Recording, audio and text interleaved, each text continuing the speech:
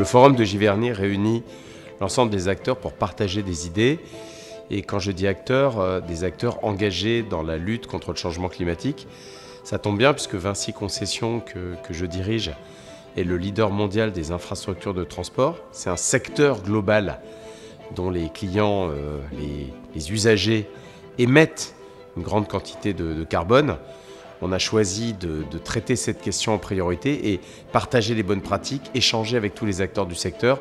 C'est justement comme ça qu'on peut continuer de progresser ensemble. Les infrastructures que nous gérons pendant des décennies vont évoluer, vont être touchées par des conséquences climatiques. Ça peut être lié à l'eau, des pluies plus importantes, le vent, des tornades, des typhons, selon les régions du monde. Notre souhait, c'est qu'en amont de la gestion de ces projets, les pouvoirs publics prennent en compte, demandent de prendre en compte aux candidats, aux entreprises, l'adaptation future de ces infrastructures. Ça tombe bien parce que nous, on participe à ces mécanismes d'adaptation. On souhaite que les entreprises soient perçues comme une partie de la solution plutôt qu'un problème. Et donc, qu'on soit reconnus comme des acteurs de la solution partagée, plutôt que devant uniquement appliquer des textes, des lois, voire agir sous la contrainte, nous semble plus pertinent.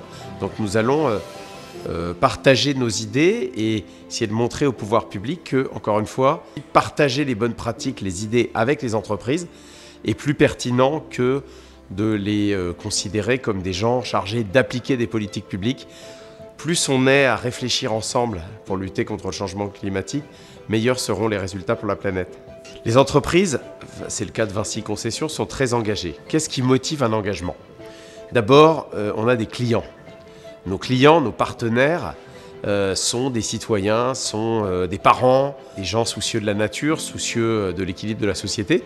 Et donc, nos clients attendent de nous des engagements, des politiques ambitieuses en matière de RSE. Mais c'est également le cas de nos équipes, de nos salariés.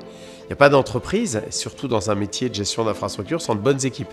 Donc nos cadres, en particulier nos jeunes, toutes nos équipes, souhaitent être fiers de participer à une entreprise engagée. Engagée en matière sociale, sociétale et aussi environnementale. Les trois volets étant tout aussi importants. C'est également le cas, je l'espère, des pouvoirs publics, de ceux qui choisissent de nous faire confiance dans le cadre des concessions d'infrastructures. Et on souhaite d'ailleurs qu'elles traduisent encore mieux dans leurs écrits, dans les cahiers des charges, cette volonté d'engagement.